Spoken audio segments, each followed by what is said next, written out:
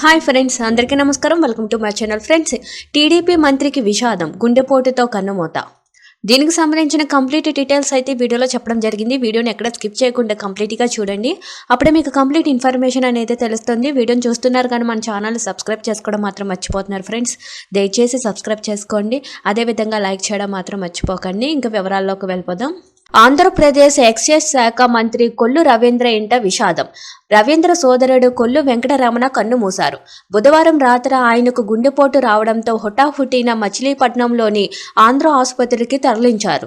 అయితే అప్పటికే ఆయన చనిపోయినట్లు డాక్టర్లు నిర్ధారించారు. అక్కడి నుంచి మృతదేహాన్ని ఇంటికి తరలించగా పలువురు కూటమి నేతలు ఆయన కుటుంబాన్ని పరామర్శించారు. సోదరుడి మరణ వార్త తెలుసుకున్న మంత్రి రవీంద్ర విజయవాడలోని కలెక్టర్ల సమావేశం నుంచి హుటాహుటిన మచిలీపట్నం బయలుదేరి వెళ్లారు. కొల్లు రమణ వ్యాపారవేత్త కాక ఆయనకు భార్య, 2 పిల్లలు ఉన్నారు.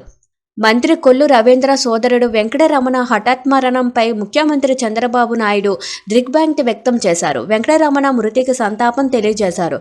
మంత్రి రవీంద్ర కుటుంబంలో ఇది తీవ్ర విషాదమని, ఆయన ఆత్మకు శాంతి చేకూరాలని దేవుణ్ణి ప్రార్థిస్తున్నట్లు సీఎం పేర్కొన్నారు. అలాగే కూటమికి చెందిన నేతల సంతాపాన్ని తెలియజేశారు. వెంకటరమణ అంత్యక్రియలు ఇవాళ నిర్వహించనున్నారు. Thank you for watching this video.